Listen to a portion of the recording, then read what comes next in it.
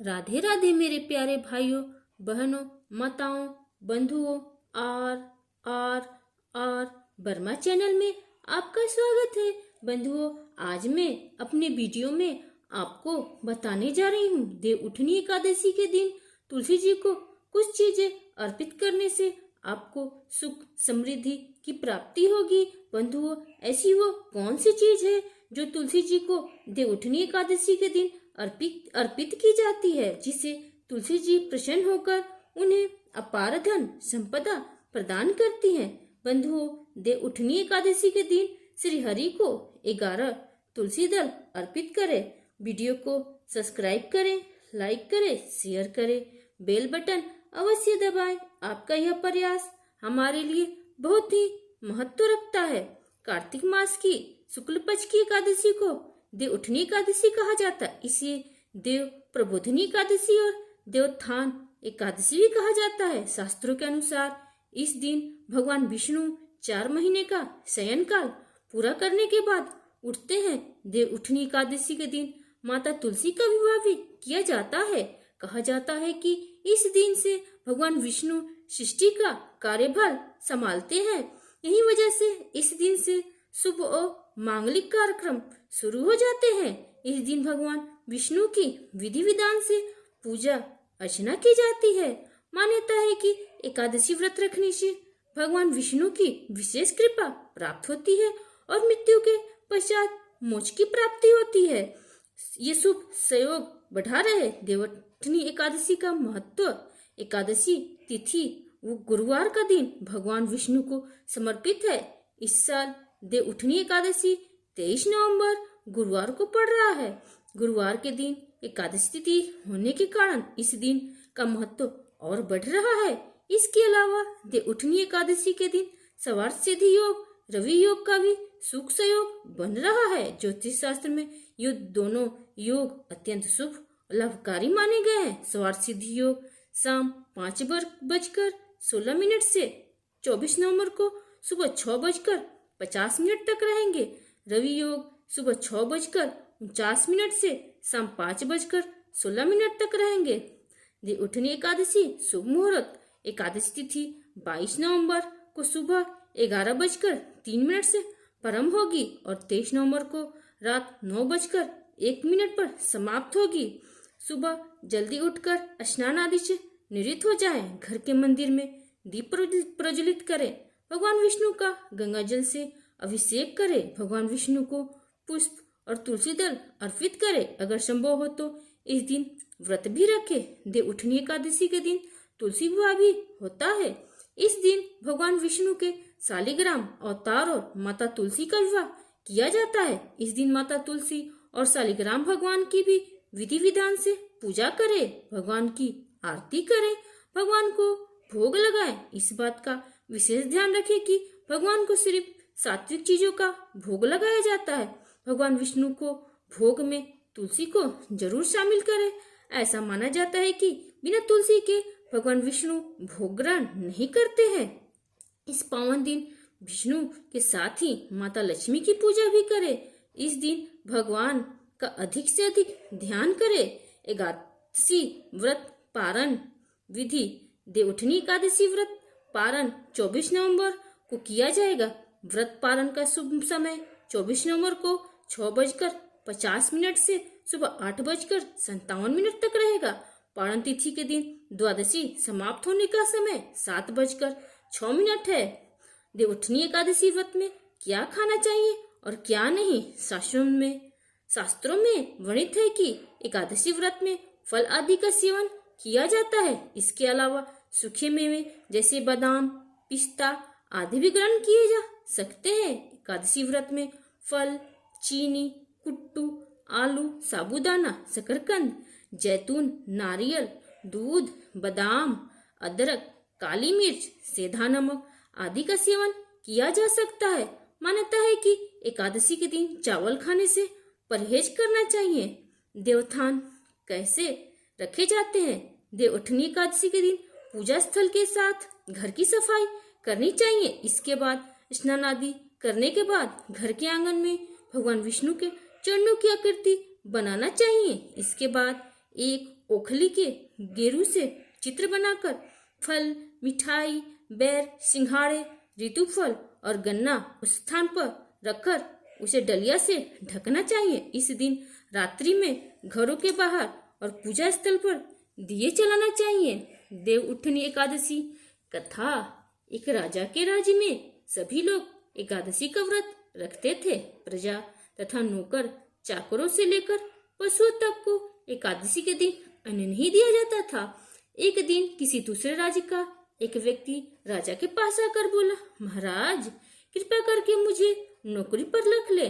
तब राजा ने उसके सामने एक शर्त रखी कि ठीक है, रख लेते हैं, किंतु रोज तो तुम्हें खाने को सब कुछ मिलेगा, पर एकादशी को अन्न नहीं मिलेगा। उस व्यक्ति ने उस समय हाँ कर ली, पर एकादशी के दिन जब उसे फलाहार का सामान दिया गया तो वह राजा के सामने जाकर गिड़गिड़ाने लगा, महाराज इससे मेरा पेट नहीं भरेगा, मैं भूखा ही मर जाऊंगा, मुझे अन्न दे दो। राजा ने उसे शर्त की बात याद दिलाई, पर वह अन्न छोड़ने को राजी नहीं हुआ।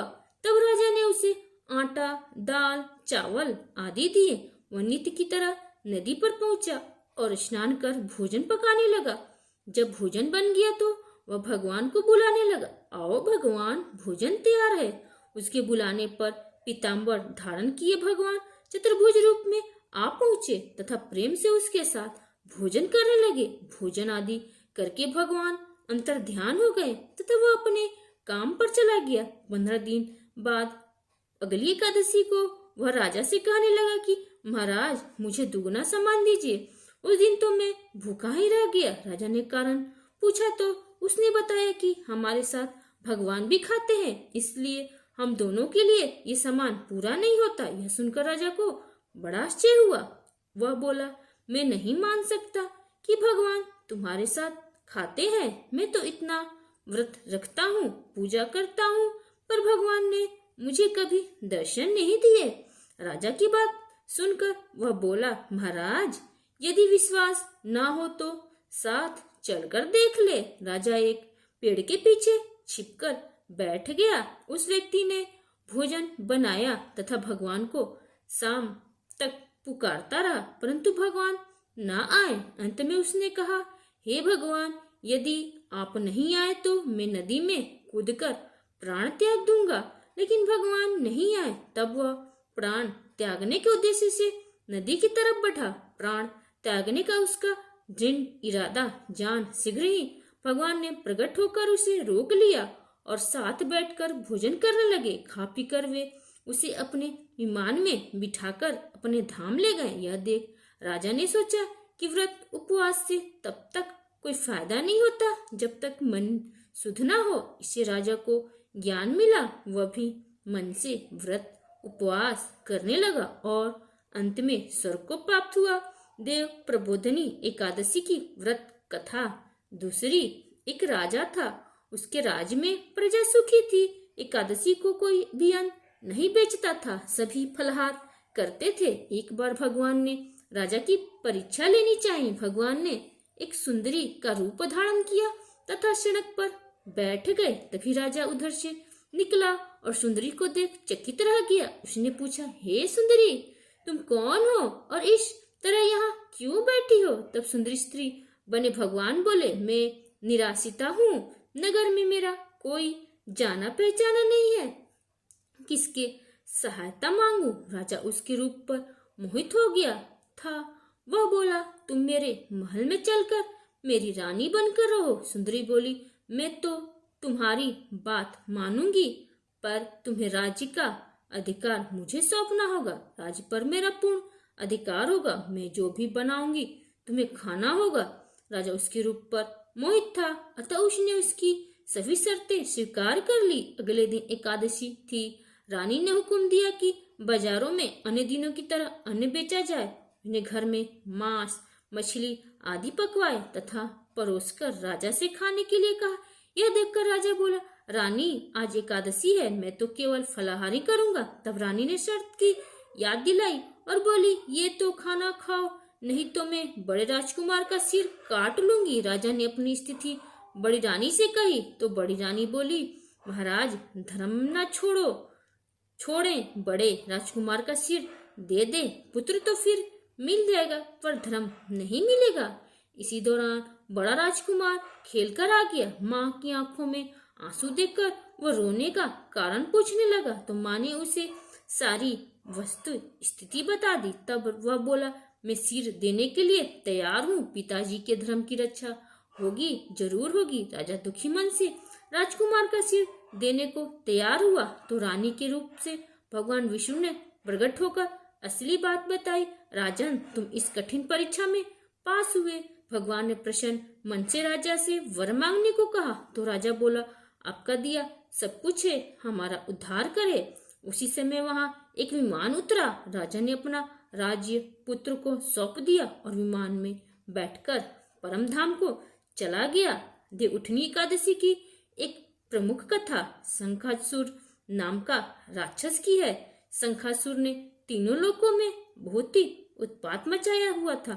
तब सभी देवताओं के आग्रह करने पर भगवान विष्णु ने उस राक्षस से युद्ध किया और यह युद्ध कई वर्षों तक चला। युद्ध में वह असुर मारा गया और इसके बाद भगवान विष्णु विश्राम करने चले गए। कार्तिक शुक्ल एकादशी के दिन भगवान विष्णु की निंदा टूटी थी और सभी देवताओं ने भगवान विष्णु की पूजा की थी।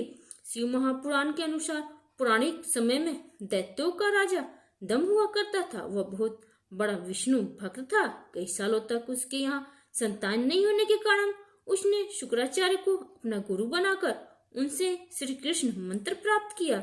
यह मंत्र प्राप्त करके उसने पुष्कर सरोवर में घोर तपस्या की। भगवान विष्णु उसकी तपस्या से प्रसन्न हुए और उसे संतान प्राप्ति का वरदान दे दिया। भगवान विष्णु के वरदान से राजा दंभ के यहाँ एक पुत्र ने जन्म लिया। इस पुत्र का नाम शंखचूड़ रखा गया। बड़ा होकर शंखचूड़ ने ब्रह्मा जी को प्रसन्न करने के लिए पुष्कर में घोर तपस्या की। उसकी तपस्या से प्रसन्न होकर ब्रह्मा जी ने उसे वरदान मांगने को कहा। तब शंखचूड़ ने वरदान मांगा कि वह हमेशा अजर अमर रहे, वो कोई भी देवता उसे ना ही मार पाए। ब्रह्मा जी ने उसे यह वरदान दे दिया और कहा कि वह बद्रीवन जाकर धर्मध्वज की पुत्री तुलसी जो तपस्या कर रही है उससे विवाह कर ले। शंखचूड़ ने वैसा ही किया और तुलसी के साथ विवाह के बाद सुखपूर्वक रहने लगा। उसने अपने बल से देवताओं, असुरों, दानवों, राक्षसों, गंधर्वों, नागों, किन्नरों, मनुष्यों तथा त्रिलोकी के सभी प्राणियों पर विजय प्राप्त कर ली। वह भगवान श्री कृष्ण का परम भक्त था। शंखचूड़ के अत्याचारों से सभी देवता परेशान होकर ब्रह्मा जी के पास गए और ब्रह्मा जी ने उन्हें भगवान विष्णु के पास ले गए। भगवान विष्णु ने कहा कि शंखचूड़ की मृत्यु भगवान शिव के त्रिशूल से ही होगी, अतः आप उनके पास जाएं। भगवान शिव ने चित्ररथ नामक गढ़ को अपना दूत बनाकर शंखचूड़ के पास भेजा। चित्ररथ ने शंखचूड़ को समझाया कि वह देवताओं को उनका राज लौटा दे, परंतु शंखचूड़ ने मना कर दिया और कहा कि वह महेश्वर से युद्ध करना चाहता है।